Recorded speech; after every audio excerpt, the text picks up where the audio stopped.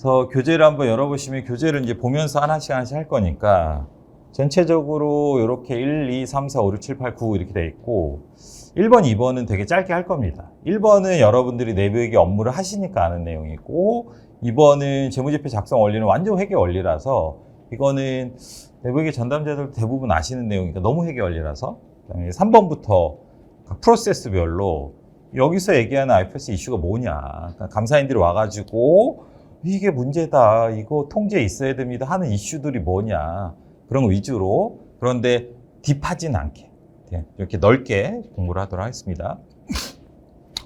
교재 보시면 첫 번째 내부회계 오버뷰라고 돼 있는 거고 그 다음에 그러니까 첫 시간은 이 두 개를 1장, 2장 할 건데요.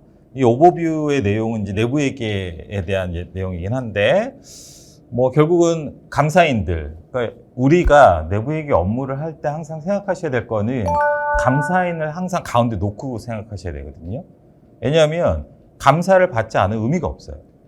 우리가 다 내부회계 하는 것도 감사인들이 감사를 하니까 한다라고 하는 거고 기본적으로 감사인들은 우리 회사 재무제표에 대한 감사 의견을 표명하고 또 내부회계 관리에 대한 감사 의견도 표명합니다. 물론 우리 회사가 1,000억 미만이면 내부의 검토 의견을 표명을 하죠. 어찌됐건 상장사들은 감사인들은 매년 회사에 대해서 재무제표에 대한 의견 하나와 내부회계 관리제도에 대한 의견 하나, 두 가지 의견을 표명한다. 두 의견은 연관되어 있긴 하나 독립적이다. 그래서 일반적으로는 재무제표는 적정 의견을 줄 수 있으나 내부회계는 부적정 의견을 줄 수도 있다. 그 차이가 뭘까요? 가장 큰 차이, 재무제표와 내부회계 관리제도에 대해서 의견을 표명하는데 두 의견의 가장 큰 차이, 감사 입장에서 재무제표는 수정할 수 있어요. 내부회계 제도는 수정할 수 없습니다. 이게 가장 큰 차이점이에요. 그래서 재무제표는 감사인들이 이제 2월 달에 재무제표 감사 나가잖아요. 그래서 회사 회계 처리가 틀렸어요. 그럼 감사인이 뭐 하냐면 수정 권고합니다. 회사가 수정하면 무조건 적정 의견이에요. 그건 회사가 이제 수정을 안 하면 한정이나 부적정이 나가는 거고 반면에 내부회계 제도는 1월 달 중간중간에도 하지만 1, 2월에 내부회계 제도가 문제가 있다고 판단하면 수정해 주세요 이런 얘기를 할 수가 없어요. 왜? 이미 지났으니까. 제도이기 때문에. 이게 가장 큰 차이점. 그래서 어떻게 보면 리스크 측면에서 내부회계 관리가 훨씬 리스크한 거죠. 감사인이 딱 한번 보고 이거 안 됩니다 라고 하는 거를 감사인은 뭐 할 수 있어? 내부회계 관리제도 수정하세요라고 권고할 수 없고 얘는 뭐만 할 수 있어요? 의견으로만 감사인이 표명할 수 있다. 그게 가장 큰 차이점이다. 물론 재무제표를 감사하는 감사인과 내부회계 관리제도를 감사하는 감사인은 동일인이기 때문에 감사인이 두 개를 항상 연관해서 보죠. 아주 간단하게 얘기하면 기말에 재무제표 감사를 나갔는데 여러분 회사의 대손평가나 재고평가나 손상평가가 회계 처리가 오류가 있어요. 그럼 감사인이 재무제표 수정하세요 하면 수정하면 되잖아요. 그럼 적정 의견인데 감사인은 그와 동시에 뭘 생각해? 내가 내부회계 감사를 다 하긴 했는데 기말에 재무제표가 틀렸네? 회사의 내부회계 제도가 돌이켜보니 잘 안 돌아가고 있는 거 아니야? 라고 해서 거꾸로 내부회계 제도는 통제가 미비점, 이제 더 심각한 거는 중요한 취약점이 있습니다라고 이제 부적정 의견 표명이 되는 이런 케이스는 존재할 수 있는 거죠. 그래서 우리가 조금 내부회계 전담자 입장에서는 의견에는 항상 제일 신경을 쓰실 필요는 있다. 의견. 근데 그 의견에 결국 의견이 틀어지는 이슈는 다 뭐 때문에? 결국은 재무제표 때문에 그래요. 동일 감사인이기 때문에. 감사인은 종합적으로 고려하니까 이게 하나고. 넘어가시면 재무제표 감사 의견은 몇 개 보시면 재무제표 감사 의견은 이렇게 표명하죠. 잘 안 보시는 거긴 한데 여러분 회사의 재무제표 감사 의견은 감사인은 4가지 중에 하나의 의견을 표명해 돼 있습니다. 그리고 여러분 회사 감사 보고서에 여기 볼딩으로 돼 있는 거 있잖아요. 이게 감사 의견이라고 써 있는 거가 적정 의견이에요. 한정이나 부적정은 이 볼딩이 한정 의견, 부적정 의견, 의견 거절 이렇게 표명되어 있습니다. 이렇게. 그래서 이제 대부분 통계적으로 상장사의 97%가 적정 의견을 받는다고 하니까 재무제표는. 그래서 감사인은 재무제표 감사 의견을 뭘 표명하는 거냐 도대체. 어떤 의견이냐 오피니언이. 뭐라고 돼 있냐면 이렇게 돼 있죠. 나는 오로지 재무제표만 감사했습니다. 재무제표 딴 거 안 봅니다. 회사가 제시한 재무제표 뭐죠? BSPL, 자문대 현금흐름표 주석 이 5개 재무제표만 감사했습니다. 그리고 의견도 뭐예요? 그래서 재무제표는 어쨌다는 거지. 재무제표는 어쩌다? 공정하게 표시하고 있습니다. 이게 적정 의견이죠. 공정하게 표시하고 있지 않으면 한정 부적정 의견 거절이 나가는 거죠. 이렇게 재무제표에 대한 의견을 표명하고 내부의 관리 제도는 재무제표를 작성하는 그 과정이잖아요. 재무제표가 차변 대변이 찍히는 이제 그 과정이기 때문에 과정에 대해 이제 검토한다라고 하는 거고요. 그래서 내부의 관리 제도는 2018년까지는 우리가 모든 상장사는 검토였죠. 언제부터? 2005년부터. 그래서 검토는 어떻게 나왔냐면 내가 회사의 내부의 관리를 검토했어요. 그리고 규정에 따라 작성되지 않았다고 판단하는 점이 발견되지 아니했습니다. 이게 검토 의견입니다. 뭐냐면 내 눈에 띄는 게 없네. 이게 이제 검토라고 하는 거죠. 그래서 이렇게 하다 보니까 감사인들은 검토는 별로 관심이 없어요. 왜 그럴까요? 감사인들. 항상 그들의 입장에 생각하면 되는데 감사는 되게 중요해. 검토는 관심이 없어. 기본적으로 검토는 감사인을 규제하는 게 금융감독원 감리인데 검토는 감리 대상에 해당되지 않습니다. 여러분 회사의 재무제표 분반기 검토도 똑같아요. 그래서 감사인들이 분반기 검토를 하나, 과거의 내부의 관리제도 검토하나 대충 맞죠. 회계사들끼리 제일 많이 하는 얘기가 뭐야? 반기 때? 엊그저께 한 반기 때? 검토인데 이 얘기를 제일 많이 하거든. 검토인데 왜? 금감감제 받지 않으니까. 이렇게 하다 보니까 분반기 검토는 기말에 재무제표 감사하면서 결국은 감사인이 그 재무제표에 대해서 부담을 갖는데 내부에게는 그러지 않는다. 내부에게는 검토를 해왔기 때문에 그냥 감사인이 회사가 못해도 여러분 회사의 이제 과거 2005년부터 2018년까지를 생각해 보시면 내부회계로 회사 내부적으로 얘기하지 않았어요. 존재했는데 감사인이 검토도 했는데 왜? 관심이 없고 그냥 재무제표만 잘해주세요. 이게 감사인의 기본 컨셉이어서 그러다 보니까 내부회계 본래 목적은 재무제표의 완성도를 높이기 위한 과정. 감사인이 재무제표 감사하기 전에 회사 스스로 내부적으로 들여다봐라 이거잖아요. 재무제표에 틀린 게 없는지. 근데 그 과정이 그냥 약간 어영부영 된 거죠. 그러다 보니 2005년부터 2018년까지 생각해 보시면 여전히 분식회계는 나오고 있고 이거를 왜 적발을 못하고 있냐. 감사인이 재무제표 감사를 하는데 내부회계가 2005년에 들어오긴 했으나 어쩌다? 감사인들이 대충 보더라. 그래서 검토 이제 안 돼. 앞으로 감사해, 감사인들. 그러면서 감사인들은 감리에 대한 압박을 갖기 시작한 거죠. 2019년부터. 그래서 이게 제일 큽니다. 감사인들이 예전에 내부회계 검토 준칙이란 게 있어요. 감사인들한테. 보지도 않아요. 그리고 회계법인 안에서 교육도 안 합니다. 검토는. 근데 지금은 감사 기준의 내부회계 관리도 감사 기준이 새롭게 이제 들어와서 그 기준대로 안 하면 어떻게 되는 거예요? 감리에서 징계 받는 거예요. 그래서 갑자기 강도가 세진 거죠. 2019년부터 회사의 규모별로 순차적으로. 그죠?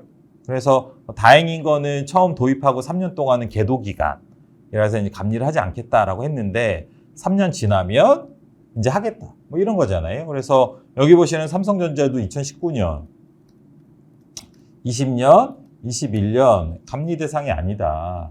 그죠? 처음 도입 3년이니까. 22년부터 감리 대상이다. 아직 보도자료 나온 건 없습니다. 아직 어디서 2조 이상에서 감리했다는 얘기를 들어보진 않았는데 하겠죠. 곧 하겠죠. 그래서 이제 감사인들이 내부의 관리제도에 대해서 이제 관심을 가지고 우리 표현으로 좀 빡시게 하고 있다. 그죠? 그래서 감사인이 감사하는데 빡시게 하려면 어떻게 돼요? 회사의 요구사항이 많아져요. 요청자료 리스트가 달라진다. 그래서 감사인들이 여러분들 내부회계 전담자시니까 뭘 요구해요? 문서.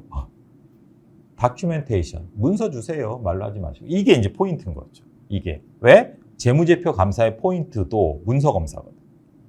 질문이 아니라, 분석이 아니라. 그래서 내가 이렇게 된다. 그래서 앞에서 봤지만 검토 시절은 내 눈에 띄는 게 없네? 라고 얘기하지만 감사는 어떻게 하는 거예요? 내부회계 관리 제도는 효과적으로 설계되고 있고 운영되고 있습니다. 라고 되게 확신에 차게 표명한다.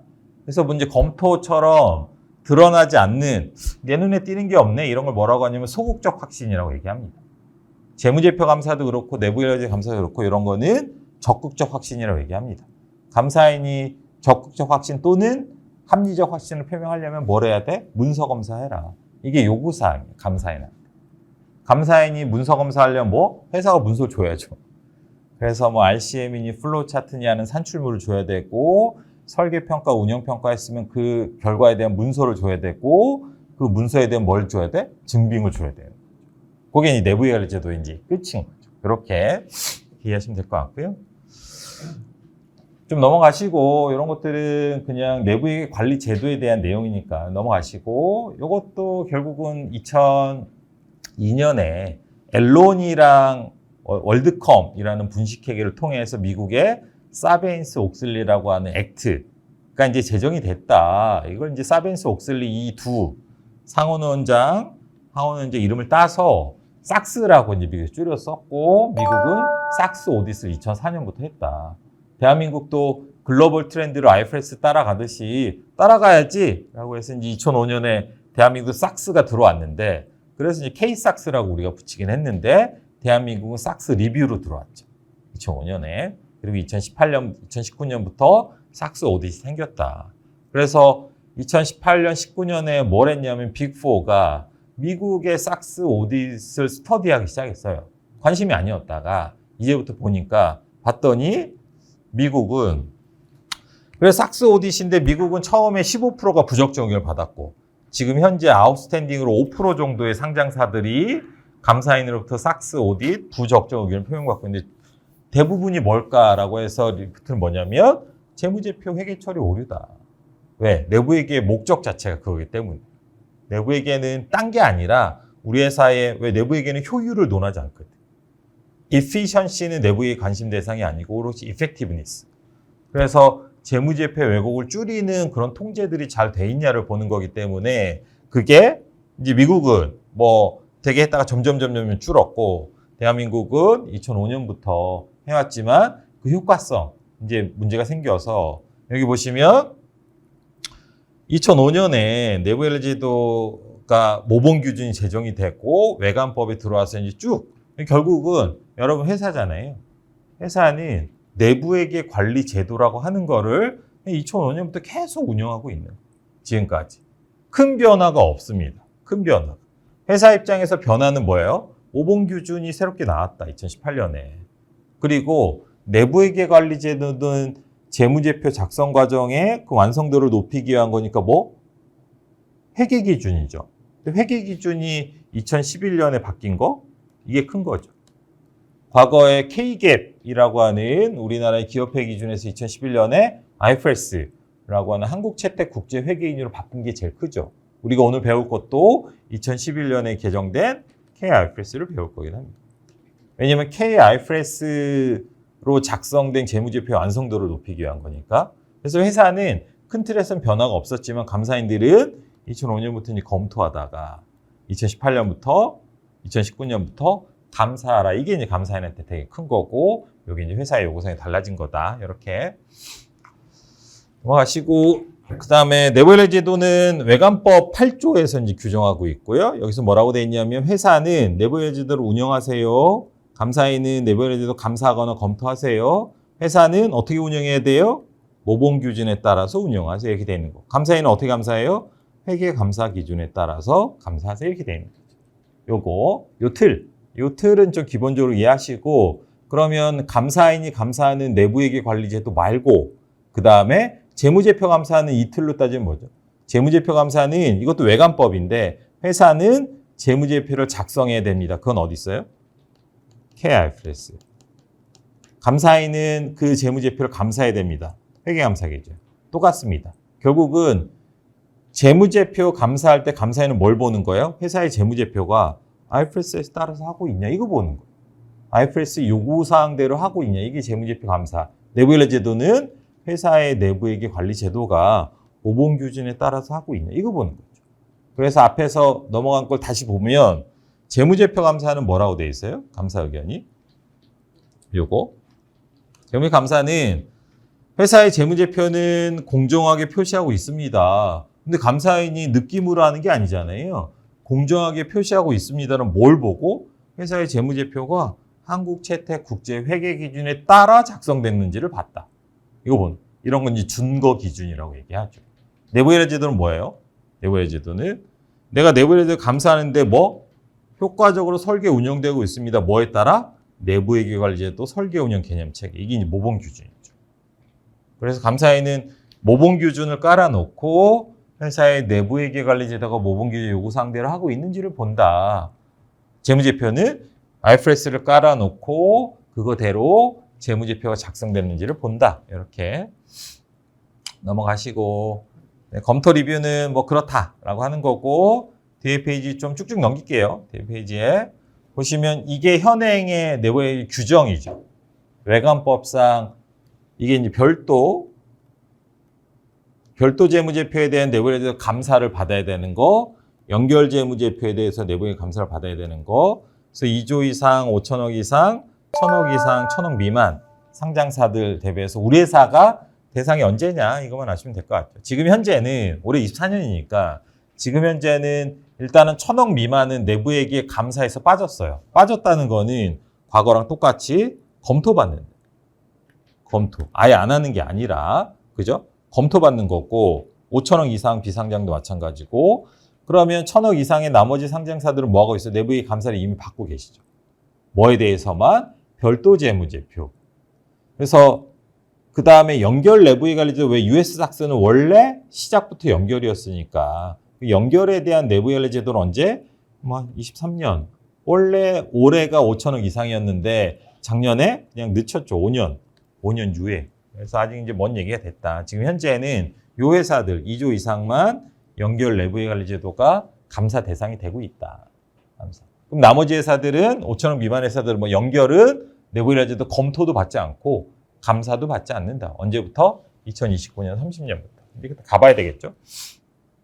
넘어가시고 그 다음에 요거는 내부회계 제도의 모범 기준이 도대체 뭐냐? 이 모범 기준은 예전에는 요게 이제 모범 기준이었고 지금 이제 바뀐 게 요건데 바뀐 거 모범 기준은 여러분 아시겠지만 설계 운영 개념 체계와 평가 보고 모범 기준이 있었고 이거는 누가 만드냐면 상장협의 내부관리 운영위원회라고 있어요. 거기서 이제 제정을 하는데 IFRS를 회계기준원의 회계기준위원회가 다 민간기구예요.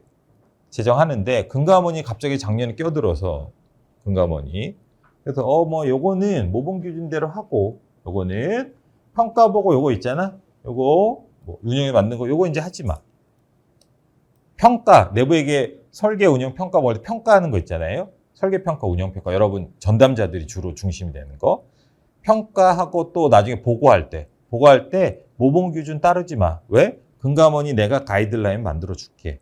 라고 해서 작년 말에 금감원이 가이드라인을 공표합니다.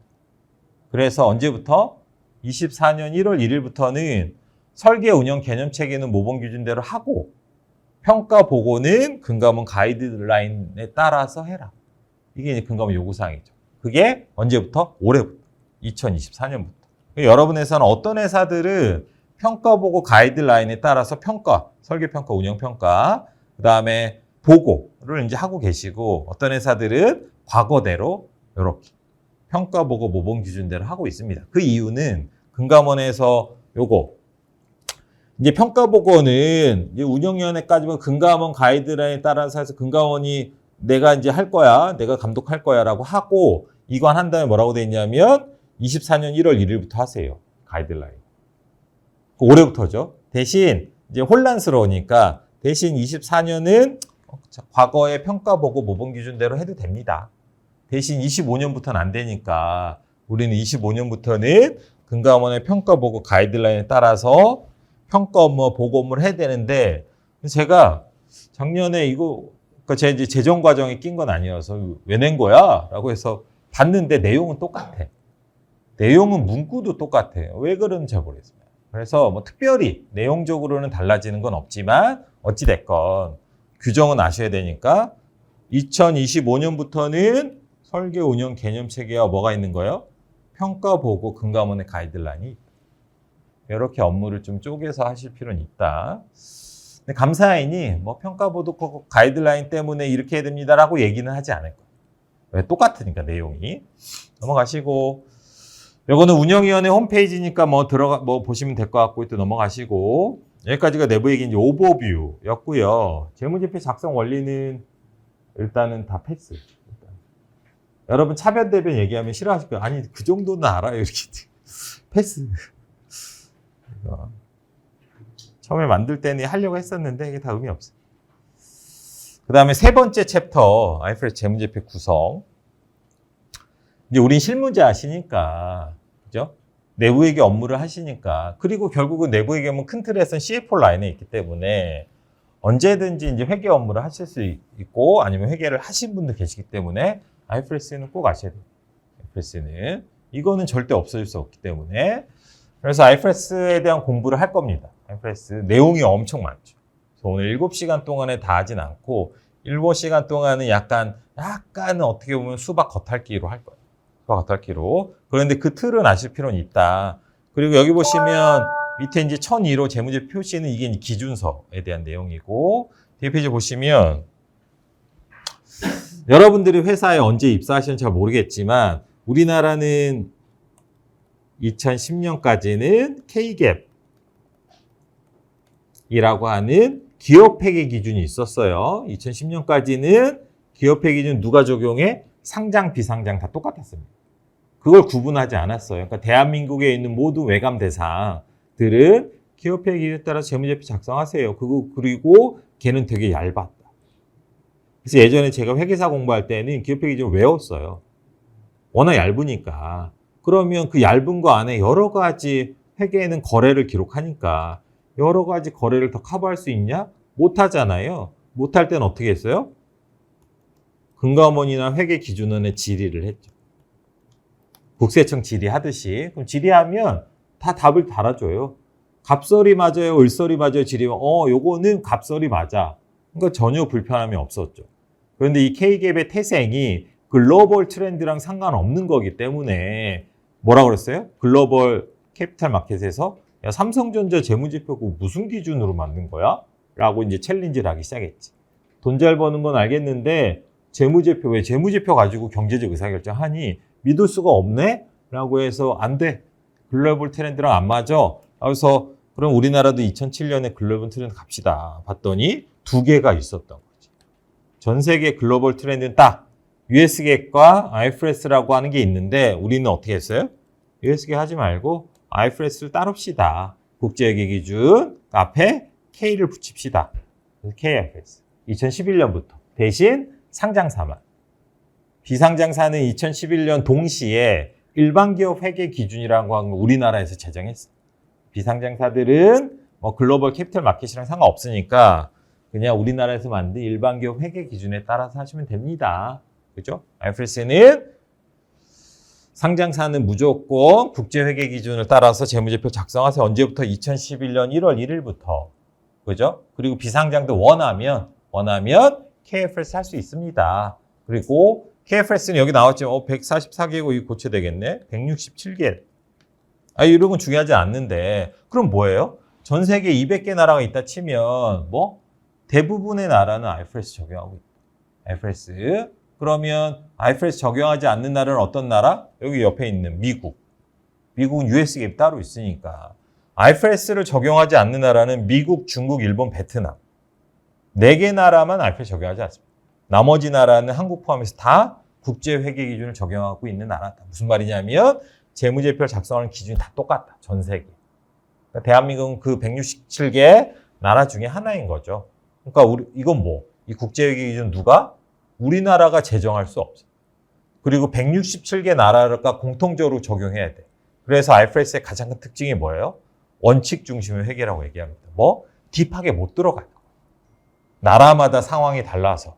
우리나라 뭐가 있어요? 외관법도 있고 상법도 있잖아요. 그런데 캐나다나 호주나 아프리카나 다 다르거든요. 그래서 국제회계 기준은 딥하게 못 들어갑니다. 이게 우리를 괴롭혀요.